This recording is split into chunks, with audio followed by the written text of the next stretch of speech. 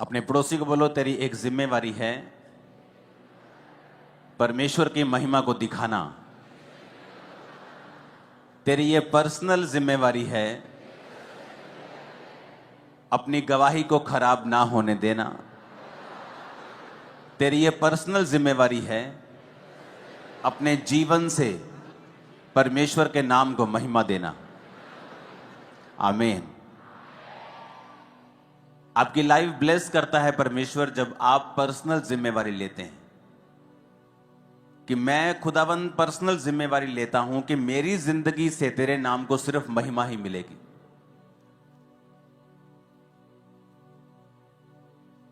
जब आप अपने काम पर हैं, आप चोरी नहीं करते, ये एक पर्सनल महिमा है खुदावंद को देना कि ये क्रिश्चियन है इसलिए चोरी नहीं करता, परमेश्वर के नाम को महिमा मिलती है।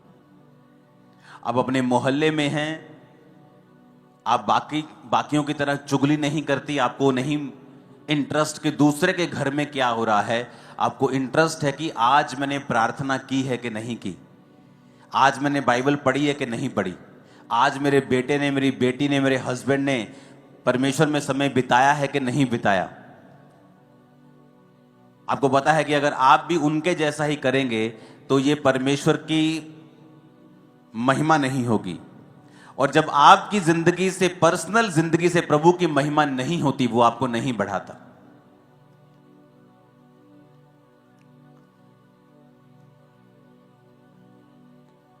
आपकी जिंदगी इस बात पे निर्भर करती है कि आपने अपनी पर्सनल लाइफ से खुदा के नाम को कितनी महिमा दी है।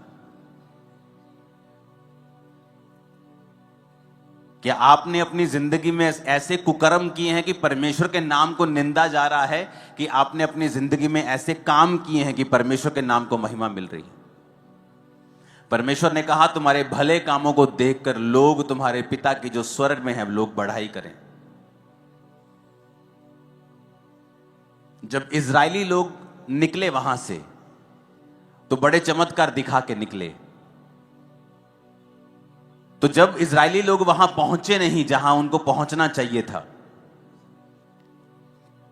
तो आप जानते हैं लोगों ने क्या कहा? लोगों ने परमेश्वर के नाम को निंदा दी। परमेश्वर ने कहा इनका परमेश्वर तो बड़ी बड़ी बातें करके इनको यहां से ले गया था, लेकिन वहां नहीं पहुंचाया जहां इन्हें पहुंचाने का वायदा परमेश्वर ने किया था।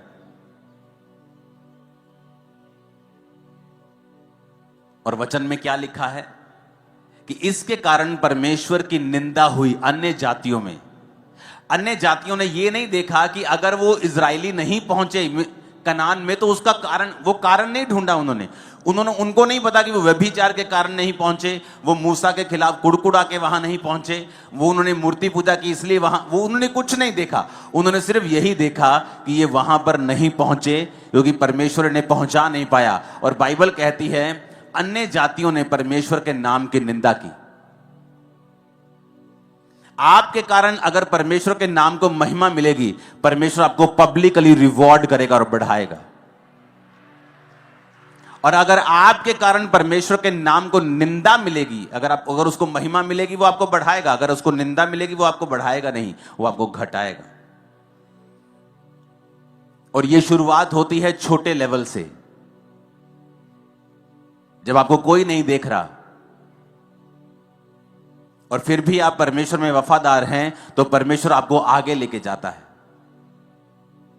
उस चोरी को, उस व्यभिचार को कोई नहीं देख रहा, किसी को मालूम नहीं होगा, लेकिन परमेश्वर को मालूम होगा, जो बढ़ाने और घटाने वाला परमेश्वर है। जो ये कहता है मैं ही मरहम लगाता हूं, मैं ही घायल करता हूं, मैं ही पट्टी बांधता हूं, मैं ही मारता हूं, मैं ही जिलाता हूं। रोमियो 2 उसकी 24 आयत में आप स्क्रीन पर देखेंगे, सिर्फ नोट करेंगे और पढ़ेंगे घर जाके इसको। क्योंकि तुम्हारे कारण अन्य जातियों में परमेश्वर के नाम की निंदा की जाती है। इसमें परमेश्वर कंप्लेंट करता है कि तुम्हारे कारण। परमेश्वर ने यह नहीं कहा मेरे कारण या शैतान के कारण कि शैतान कर रहा है। परमेश्वर ने कहा नहीं, तुम्हारे कारण परमेश्वर की निंदा की जाती है अन्य जातियों में।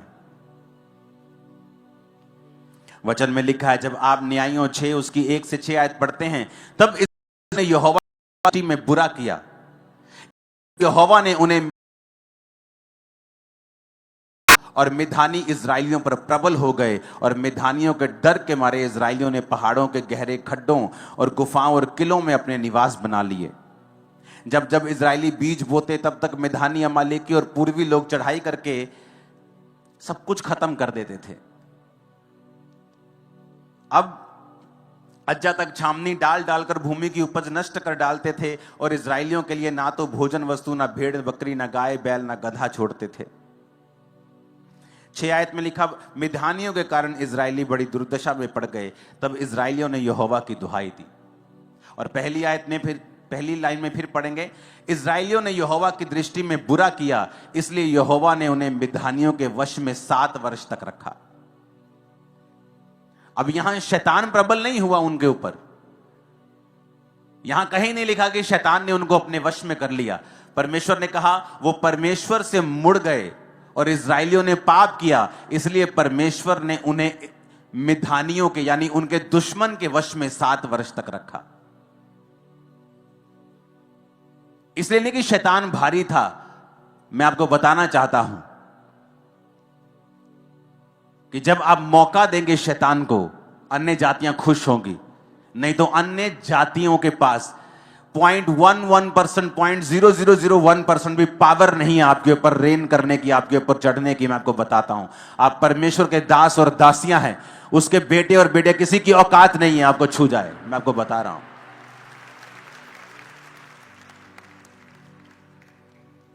लेकिन वचन कहता है तुमने शैतान को मौका दिया, तुमने वो किया जो बाइबल के खिलाफ था। और बाइबल कहती है इसके कारण अन्य जातियों ने परमेश्वर के नाम की निंदा की। उन्होंने ये नहीं कहा ये व्यक्ति बुरा है, उन्होंने कहा नहीं, पूरी क्रिश्चियनिटी बुरी है। और जब आप परमेश्वर के नाम को नीचा, परमेश्वर आपको और नीचा करेगा। आप उसके नाम को ऊंचा करेंगे, परमेश्वर आपको ऊंचा करेगा। सब कुछ आपके हाथ में है। हालेलुया।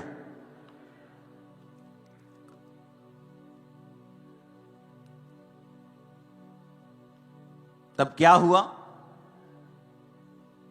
7 आयत में लिखा है, न्यायियों 10 उसकी 6 से 10 जब आप पढ़ते हैं, 6 में लिखा, जब इजरायलियों ने यहोवा की दृष्टि में फिर बुरा किया तो 7 का क्रोध इजराइल पर और उन्हें पलिश्तियों और अमोनियों कर दिया। पूरा पढ़ के देखो, जब इजरायलियों ने बुरा किया, परमेश्वर ने उन्हें वश में कर दिया। एक सताव होता है आपको बढ़ाने के लिए, एक होता है कि आप अपनी गलतियों की वजह से पढ़ते हैं। और यहां पर अगर आप पूरी बाइबल से पढ़ेंगे तो वचन में लिखा है हमेशा इजरायली फंसते थे अपने पाप, और फिर परमेश्वर की दुहाई थे, परमेश्वर उन्हें फिर छुड़ाता था, फिर वो परमेश्वर जाते थे, फिर वो दुश्मन के चले जाते थे, फिर परमेश्वर की दुहाई देते थे, फिर परमेश्वर ने छुड़ाता था। ऐसा चलता रहा कितने 100 सालों तक। जबकि ऐसा करने के लिए आप नहीं बुलाए गए हैं। आप बुलाए गए हैं, बाइबल कहती है, परमेश्वर के गुणों को दिखाने के लिए, परमेश्वर की ग्लोरी को दिखाने के लिए, उसके गुणों को दिखाने के लिए, उसकी पावर को दिखाने के लिए। आपके बच्चे बेस्ट पोजीशंस के ऊपर होंगे और उसकी ग्लोरी होगी। मैं आपको बता रहा हूं, आप जब खुदा के साथ वफादार होंगे, जहां दूसरे लोगों के बच्चे नहीं पहुंच पाए, आपके बच्चे उससे भी अधिक बड़ी पोजीशन में होंगे, जबकि आप फाइनेंशियली उनसे कहीं नीचे थे। मैं आपको बता रहा हूं, परमेश्वर दिखाएगा आपको कि उसने आपको चुना है। और अगर आप उसकी महिमा करेंगे, अगर आप परमेश्वर के नाम को ऊंचा करेंगे, अगर आप पर्सनल जिम्मेवारी के साथ परमेश्वर के नाम की महिमा करेंगे, वो आपको बढ़ाएगा। हालेलुया। बाइबल कहती है सैमसन को भी इसीलिए चुना गया था, एक माइटी मैन ऑफ गॉड, जिसे चुना गया परमेश्वर ने पलिश्तियों के हाथ से इजरायलियों को छुड़ाने के लिए। पर वचन कहता है उसकी एक कमी थी, औरतों के पास जाना, वेश्याओं के पास जाना उसकी कमी थी। और वचन कहता है उस कमी के कारण उसने अपना भेद औरत को बताया, उसने उसके सारे बालों को जिसमें उसकी पावर थी काट दिया। और जब फिर पलिश्ती उस पर कब्जा करने के लिए आए, उसने सोचा अभी भी मैं ऐसे लटों को झटकाऊंगा और ऐसे ही परमेश्वर का आत्मा उस पर उतरेगा। तो वचन कहता है आत्मा उतरा नहीं, और उसने सैमसन को वश में करके उसकी आंखों को नोच लिया। वो सैमसन जो उनका मजाक उड़ाता था, अब वो लोग सैमसन का मजाक उड़ाने लगे। कारण क्या था? शैतान। अरे शैतान तो लोगों को छू भी नहीं सकता, हम लोगों को शैतान तो टच भी नहीं कर सकता। बाइबल कहती है वो तो हमारे पांव की जूती के नीचे है। हमें लताड़ने का परमेश्वर ने अधिकार दिया है, डांटने का अधिकार दिया है, निकालने का अधिकार दिया है। शैतान आपकी लाइफ में कुछ नहीं कर सकता। लेकिन यहां पर सैमसंग ने मौका दिया और वचन कहता है उसके बाद सैमसंग की बेइज्जती हुई। सैमसंग की सारी चीजें जो उनके खिलाफ चलनी चाहिए थी अब सैमसंग के खिलाफ चल रही थी। पाप के जो परिणाम है वो भयानक है हमेशा। इसलिए कलीसिया को बताया जाता है, उस समय कलीसिया को गुस्सा लगता है, लोगों को गुस्सा लगता है, लेकिन उनको बताया जाता है कि जो तुम कर रहे हो इसका परिणाम भयानक है, इसका परिणाम अच्छा नहीं है, तो हमें अभी सुधर जाना चाहिए ताकि बाद में अन्य जातियों में भी परमेश्वर के नाम की निंदा ना हो। जब इस अगस्त में मेरे लास्ट अगस्त जो निकला, मेरे 20 साल परमेश्वर में पूरे हुए, और एक बात मैं अपनी आत्मा में मैं जानता था कि मेरा एक सेकंड साइकिल अब शुरू होगा। जिस तरह से पहले साल 2004 में हुआ था, उसी तरह की कुछ ऐसी चीजों को मैं फेस कर रहा था 2024 के अगस्त से। मुझे मालूम था कि ये शारीरिक नहीं है, ये स्पिरिचुअल है। मुझे मालूम था कि ये वही फाइट शैतान मुझे देने की कोशिश कर रहा है जो मुझे 2004 में फील होती थी। मैं पहले वाले स्थान में चला गया, 2004 वाले स्थान में, जब चारों ओर फाइट्स थी। लेकिन मैं आपको बता रहा हूं, उन दिनों में प्रार्थना से, फास्टिंग से, फिर वही चीजें, फिर वही प्रार्थना, फिर उसी तरह मैं जानता अपनी लाइफ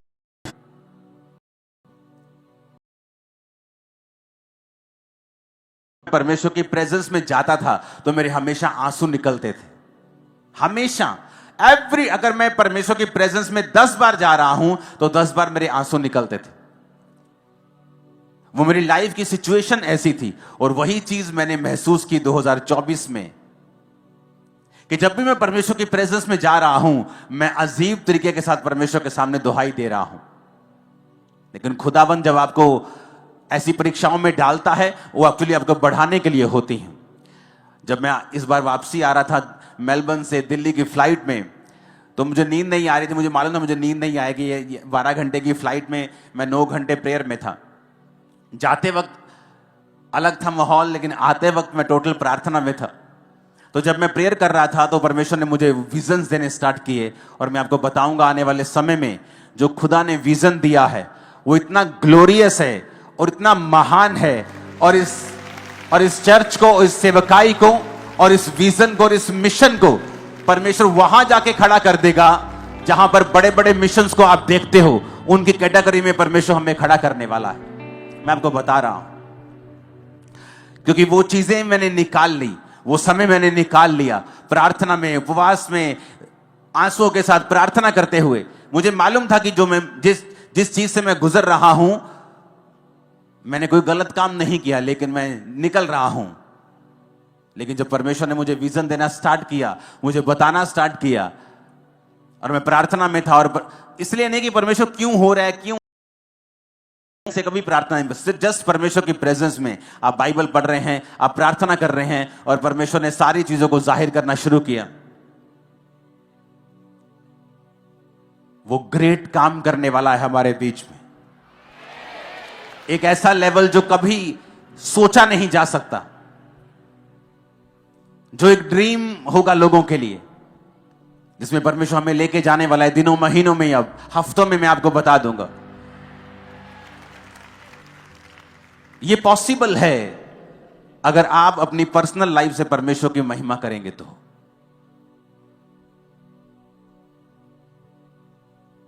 अगर आप अपनी वाइफ के सामने भी ब्लू फिल्म देख रहे हैं, आपने अपनी पर्सनल गवाही को खत्म कर लिया है।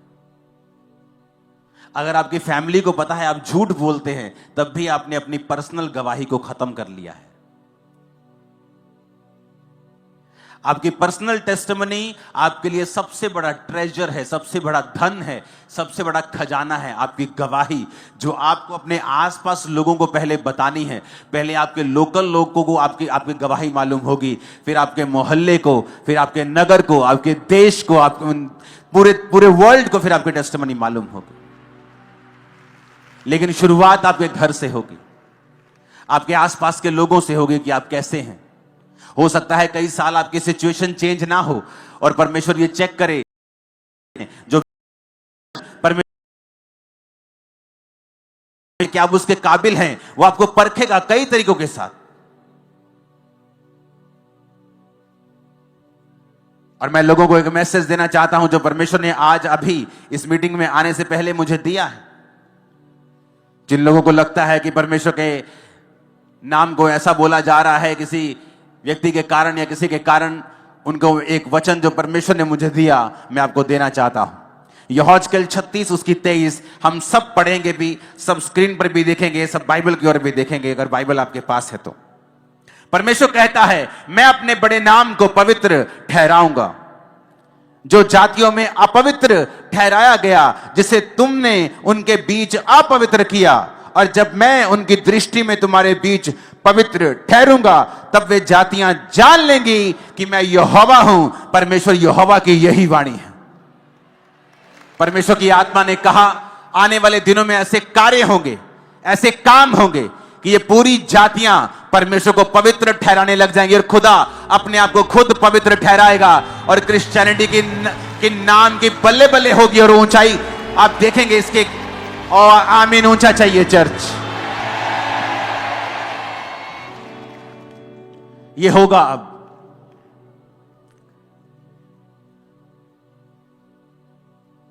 अगर किसी दुष्ट की वजह से क्रिश्चियनिटी के नाम को बदनामी मिलती है तो परमेश्वर कहता मैं अपने नाम को खुद पवित्र ठहराऊंगा। आने वाले समय में आप देखोगे खुदा के नाम को इसी जगहों के पर ऊंचा होते हुए। और ये मेरा नहीं, ये खुदा का वचन है आप लोगों के लिए, और पंजाब की कलीसिया के लिए, और इंडिया की कलीसिया के लिए, और दूर सब देशों की कलीसिया के लिए। वो अपने नाम को पवित्र ठहराएगा, और उसे किसी टीवी चैनल की जरूरत नहीं है अपने नाम को पवित्र ठहराने के लिए। जब वो काम करने पे आएगा वो ऐसा करेगा लोग देखते रह जाएंगे।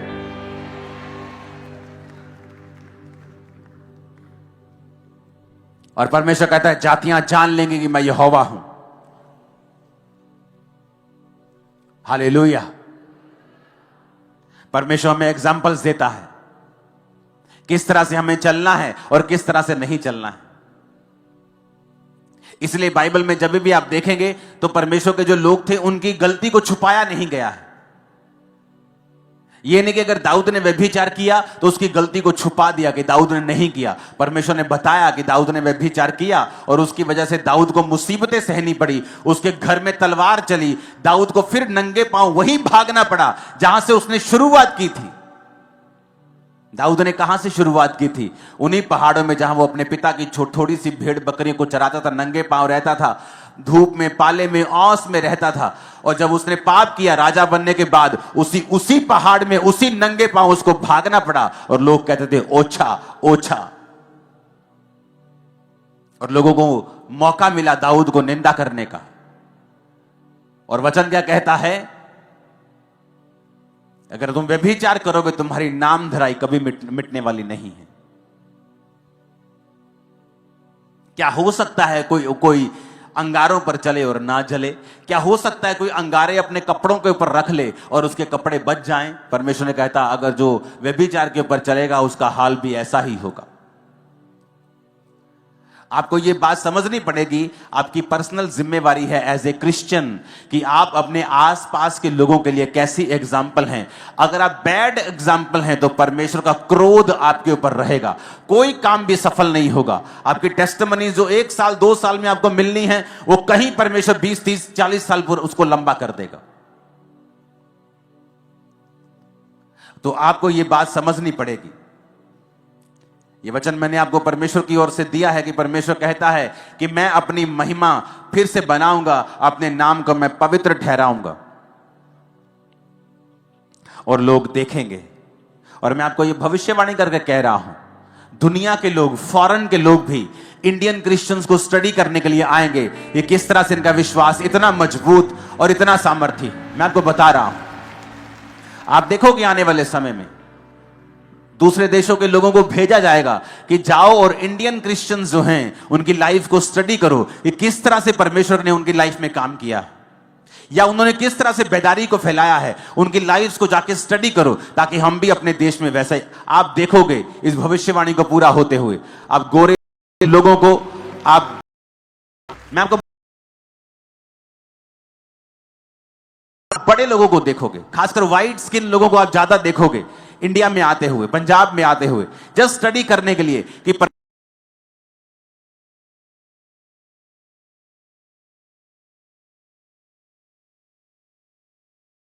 परमेश्वर ने इनकी लाइफ में कैसे काम किया और कैसे सुसमाचार ये फैलाते हैं, क्यों ये परमेश्वर इनकी लाइफ में इतना बड़ा काम कर रहा है, वो आपकी स्टडी करने के लिए आएंगे और खुदा के नाम की महिमा होगी।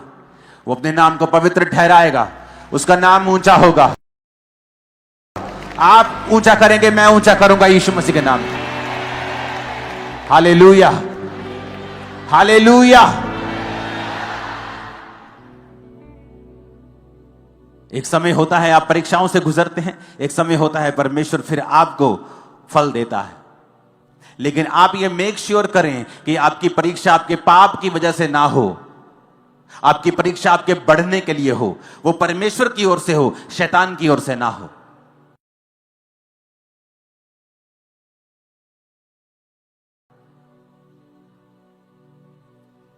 हालेलुया।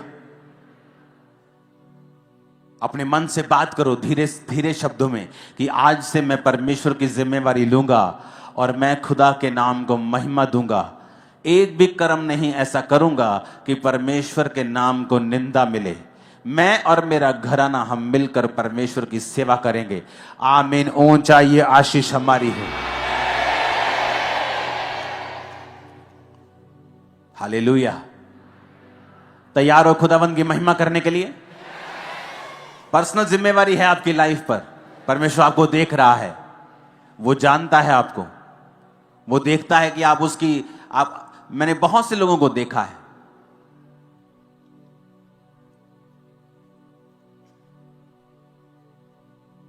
आपका जो मन है वो परमेश्वर से लगा होना चाहिए।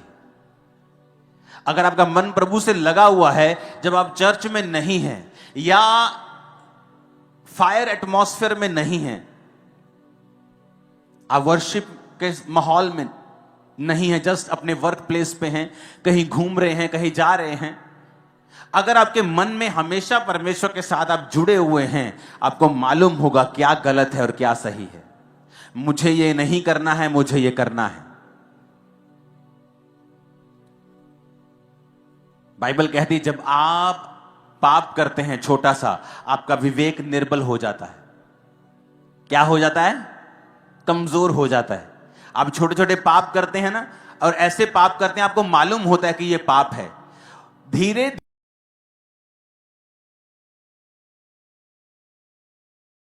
धीरे वो पाप आपकी लाइफ में रेगुलर हो जाता है। अगर आपके शरीर को थकावट हो जाए एक दिन तो बहुत महसूस होती है, लेकिन जब लगातार वो चलती जाती है आप हैबिचुअल हो जाते हैं।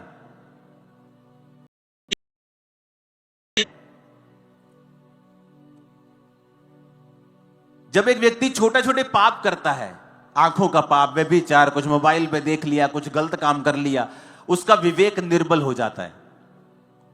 जब आप निर्बल हो जाते हैं, तब अगर आप अपनी निर्बलता का इलाज ना करें तो आप मर जाते हैं।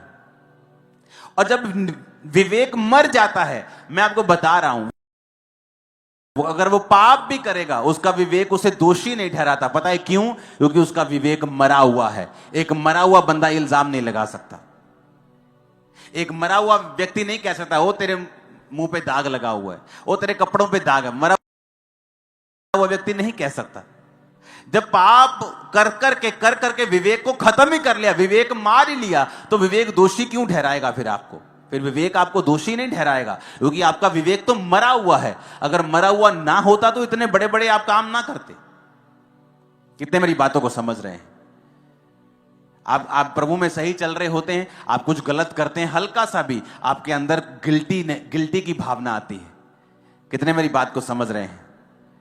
चाहे आप थोड़ा सा डांट भी नहीं किसी, आपके अंदर गिल्टी की भावना आती, गिल्टी फील होता है। लेकिन कईयों को नहीं होता है। क्यों? क्योंकि वो अपने विवेक को निर्बल कर करके विवेक को मार चुके हैं, डेड कर चुके हैं, डेथ हो गई है विवेक की। अब वो कुछ भी कर रहे हैं क्योंकि उनका विवेक उन्हें दोषी कहते। विवेक दोषी नहीं ठहराता तो आप दोषी नहीं। बाइबल ऐसा नहीं कहती। बाइबल कहती है वचन तुम्हें दोषी ठहराता है, सिर्फ विवेक नहीं। अगर वचन तुम्हें दोषी ठहराता है तो तुम दोषी हो। अगर तुम्हारा विवेक मर ही चुका है तो वो तुम्हें दोषी कैसे ठहराएगा, क्योंकि तुमने उसे खत्म कर दिया है पाप कर करके। हालेलुया।